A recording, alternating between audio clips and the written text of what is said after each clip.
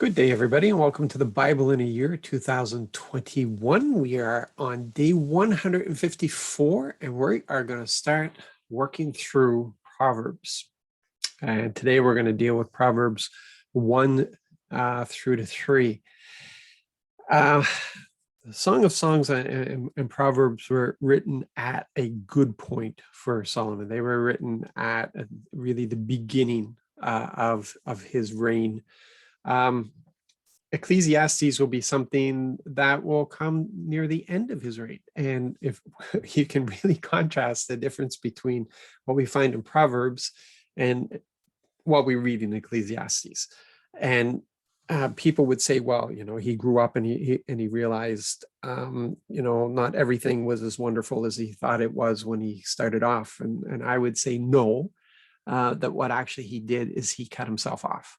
And we're told that his failure came because he did not follow the instructions of the Lord. Even though we find here in Proverbs all the wisdom about following instructions of the Lord, the blessings that flow from that, and everything that we will consider here, he allowed his love for women, his many wives and concubines and secondary wives to interfere.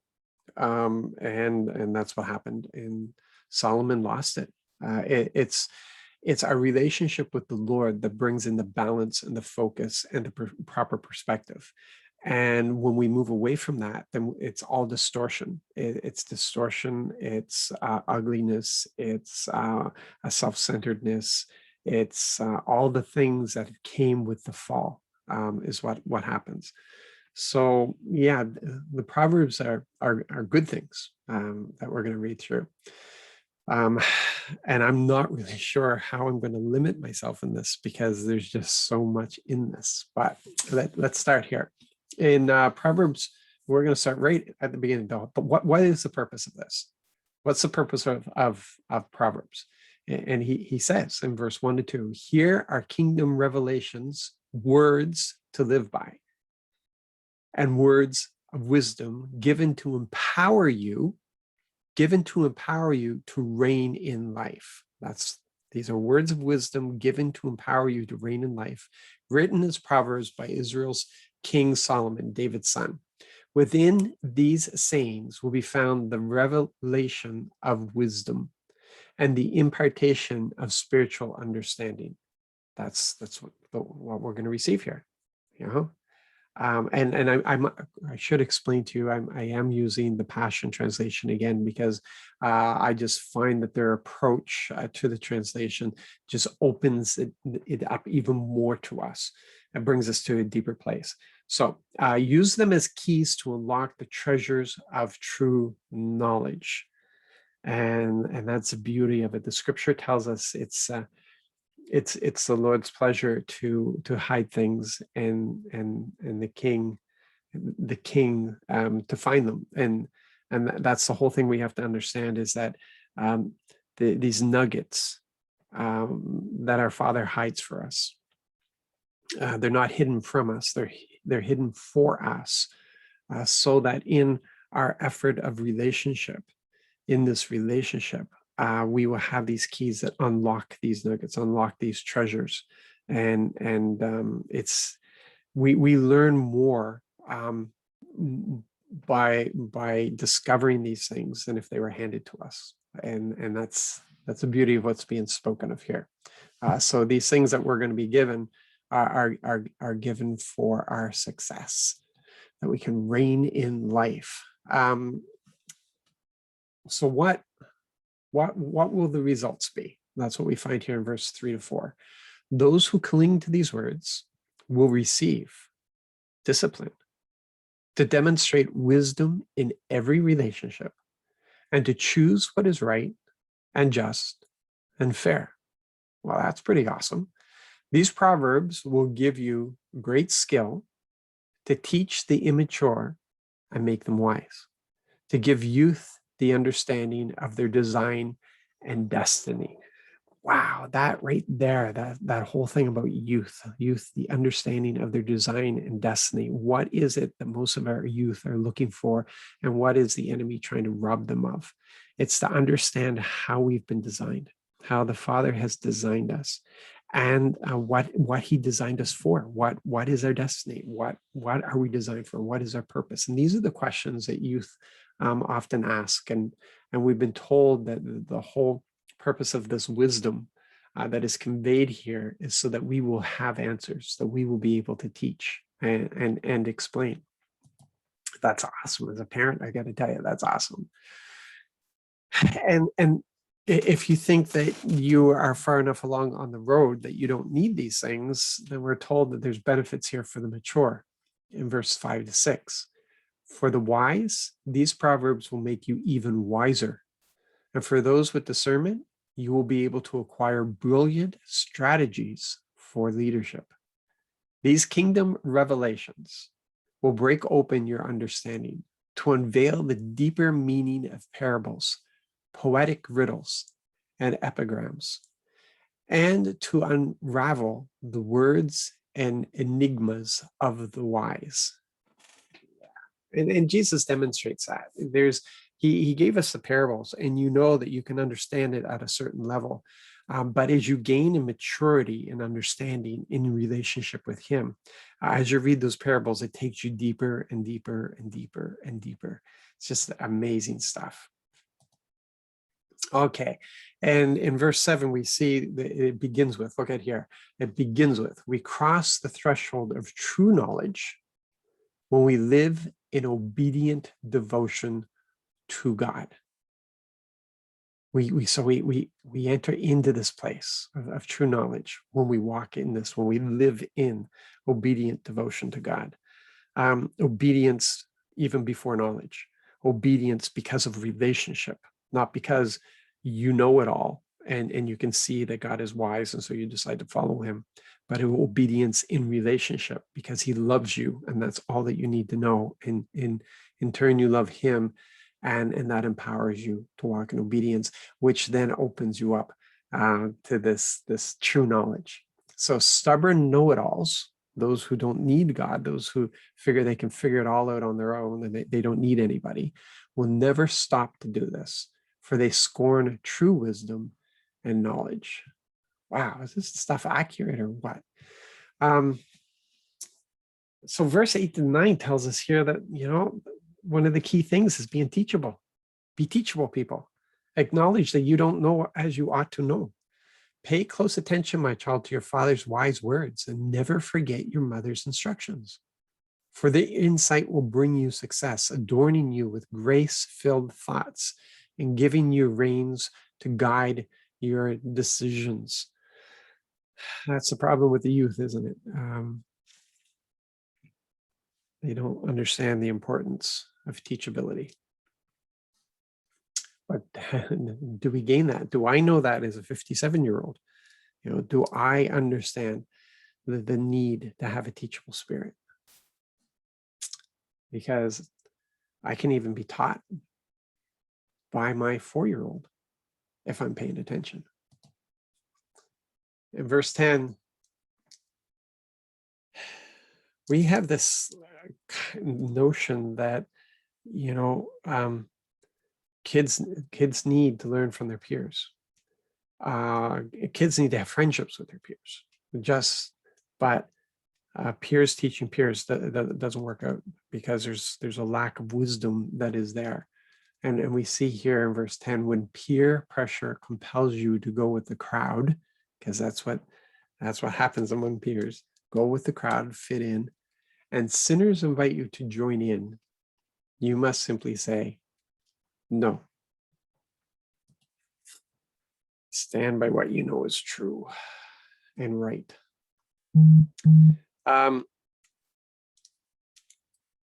Here's something very interesting.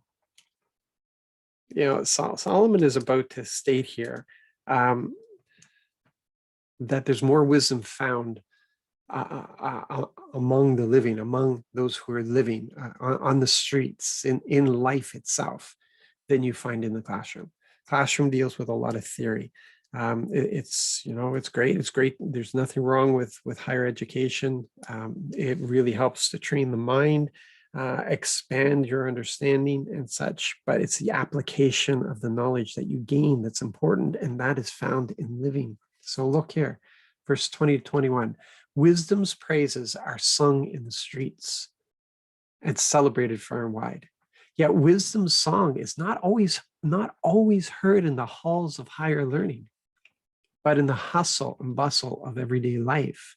Its lyrics can always be heard above the din of the crowd. You will hear wisdom's warning as she preaches courageously to those who stop to listen. And there's a contrast here. Look at this in verse 32, 33. Like an idiot, you've turned away from me and chosen destruction instead. Your self-satisfied smugness will kill you.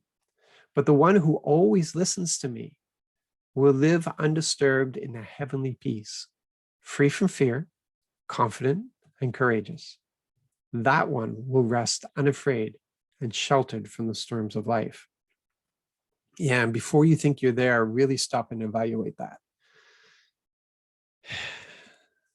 Is the relationship we have with Christ sufficient to keep us in a place of peace? It should be. And if it's not, then we need to evaluate where we are in that relationship, what's happening, right? So we go over to chapter 2. And we discover two aspects of wisdom. The first is training, okay? There's training involved here. So train your heart to listen when I speak and open your spirit wide to expand your discernment. Then pass it on to your sons and daughters. So training your heart in wisdom is training yourself to listen. You hear that, do you?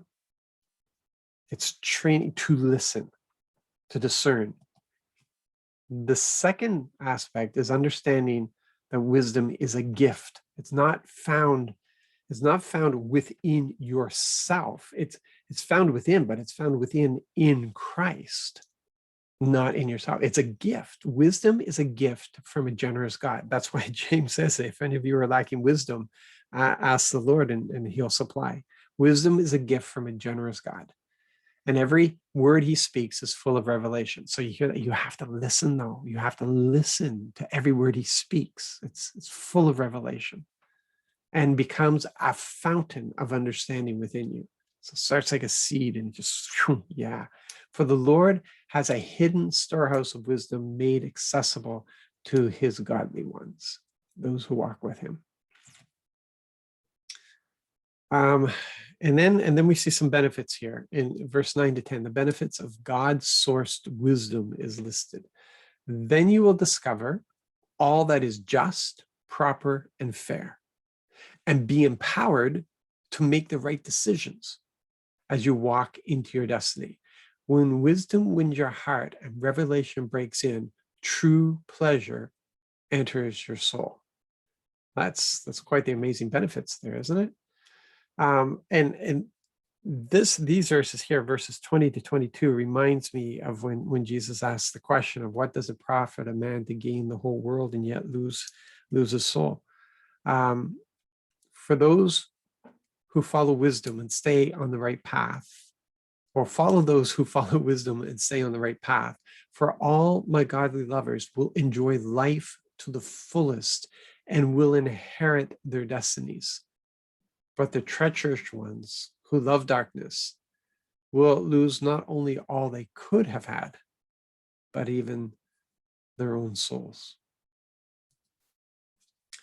Over to chapter 3, the last chapter we'll look at today. This phrase caught me, the reputation of living well. Look at this. Hold on to loyal love and don't let go. And be faithful to all that you've been taught. Let your life be shaped by integrity, with truth written upon your heart. That's how you will find favor and understanding with both God and men. You will gain the reputation of living well. What does that look like to you? Well, I don't think it's so much about what it looks like to us, but what does that look like to the Lord?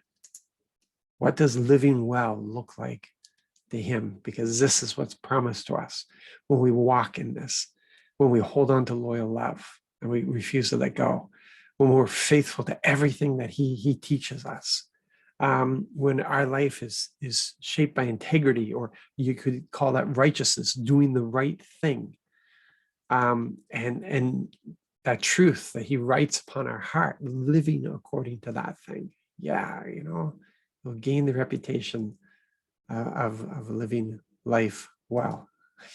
It's just wow. And to live for Christ is really, it's a life of humility and dependence. That's where we have to be. I don't know anything, Lord. I need you to teach me. And I'm absolutely dependent upon you for everything. I can't produce anything myself. Trust in the Lord completely. And do not rely on your own opinions. With all your heart, rely on him to guide you. And he will lead you in every decision you make. Become intimate with him in whatever you do, and he will lead you wherever you go. Now, we're familiar with that. We'll put it in the context of what we're talking about today.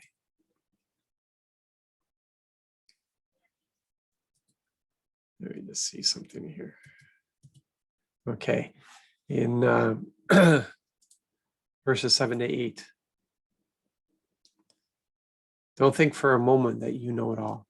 See, it's this place of humility, the teachableness, being teachable and being dependent. Don't think for a moment that you know it all. For wisdom comes when you adore him with undivided devotion and avoid everything that's wrong, doing what is right, knowing that you need guidance. Then you will find the healing refreshment your body and spirit long for. Whoa, just spend some time with that now. Then you will find the healing refreshment your body and spirit long for. How? By recognizing and admitting that you don't know it all, that you need God, you need his wisdom, and being totally devoted to him, and just avoid doing what's wrong by living according to what is right. Verses 9 to 10. This honoring Yahweh is a key to a blessed life. Glorify God with all your wealth, honoring him with your first fruits, with every increase that comes to you. That's what happens. Sometimes when we have nothing to give and we give, we're more generous than we are when we're blessed with plenty and we give such a tiny portion. He says here, like, honor him with every increase that comes to you. Then every dimension of your life will overflow with blessings. Every dimension of your life will overflow with blessings from an uncontainable source of inner joy. Wow.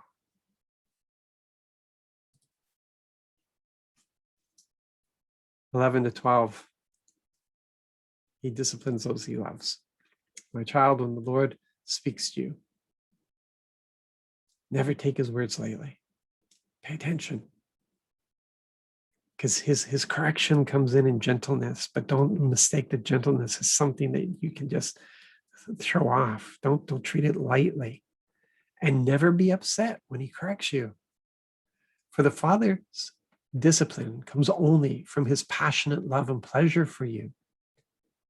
Even when it seems like his correction is harsh, it is still better than any father on earth gives to his child. Listen, it's not about him. Sometimes we as parents will make the mistake where we will discipline our child because they've embarrassed us. We don't say it that way, but be honest, look at it. Why are you reacting that way? Is it because your children have embarrassed you? Or is it because you need to teach them? This is an important thing and they need to learn this. So there's discipline that comes with it so that they can understand the importance of this lesson. It's for their benefit. It's not a vengeance. It's for their benefit. Our Father, when he disciplines us, it's not out of vengeance. It's not a punishment. It's to increase us. It's to build us up. It's to make us more. Verses 19 to 20. There is a design. There is a design, and we need to learn to cooperate with it. The Lord laid the earth's foundations with wisdom's blueprints. By his living understanding, all the universe came into being. People, he's the creator. He gets to say what is right and wrong. He is the one who put value in everything. He gave everything function in his design. It's his. He's done this. He's the only one who has the right to define anything. By his divine revelation, he broke open the hidden fountains of the deep, bringing secret springs to the surface as the mists of the night dripped down from heaven. There's so much more in this part of the passage, but you can read that for yourself. And considered this promised benefit of this relationship and this relationship with wisdom. It's my peace. It's the peace that he gives to me. Verse 25 to 26, you will not be subject to terror, for it will not terrify you, nor will the disrespectful be able to push you aside, because God is your confidence in times of crisis, keeping your heart at rest in every situation. This is how you are able to measure where you are with him, where you are in relationship, where you are in faith, where you are in that trust, and when you are not at peace, when you are allowing things to overwhelm you and destroy you, then that is a warning for you that you are not at the place where you're supposed to be. And you need to evaluate that relationship. And here's the other thing. This is so important. And you know, I think every follower of Jesus has to sit down with this. Every pastor needs to sit down with this. Every minister leader needs to sit down with this. Lovers of Jesus are not bullies. Every violent thug is despised by the Lord. But every tender lover finds friendship with God and will hear his intimate secrets. The wicked walk under God's constant curse, but the righteous walk under a stream of his blessing, for they seek to do what is right. Sometimes in our passion as leaders, we can become manipulative. It's not from a wickedness, it's from a desire for our people to be well. And sometimes we try to manipulate them into that. Sometimes the words that we use could be described as thuggery, can be described as violent thuggery. It's not, violence is not just with your fists. Violence can be with your words. And we need to stop and we need to look at what we're doing. Are we trying to bully people into the kingdom, into a greater relationship with the Lord? Are we patient? Are we in this long term, walking beside them, encouraging them, cheering them on? Because that's where we're supposed to be. Are we there when they turn with their questions and they're looking for guidance? Are we there? Are we in a relationship of trust with them, that they would trust what we bring to them from the word? Are we able to help them find those things in the word themselves because of the relationship we have with them? Or are we trying to force them into things without understanding? Those are good questions. Very good questions. So I leave that with you guys. There's a lot to mine here. There really is. So just like with Song of Solomon, Song of Songs, I pray that you're able to find some extra time just to really meditate on this. In fact, there are some leaders that every day they take a chapter or a few verses from Proverbs and they meditate on that, as well as other scripture, but they make sure that Proverbs is part of their constant diet. It's a good idea. So you guys be blessed today. Be encouraged. Thank you for being on this journey with me, and we'll catch up tomorrow. God bless.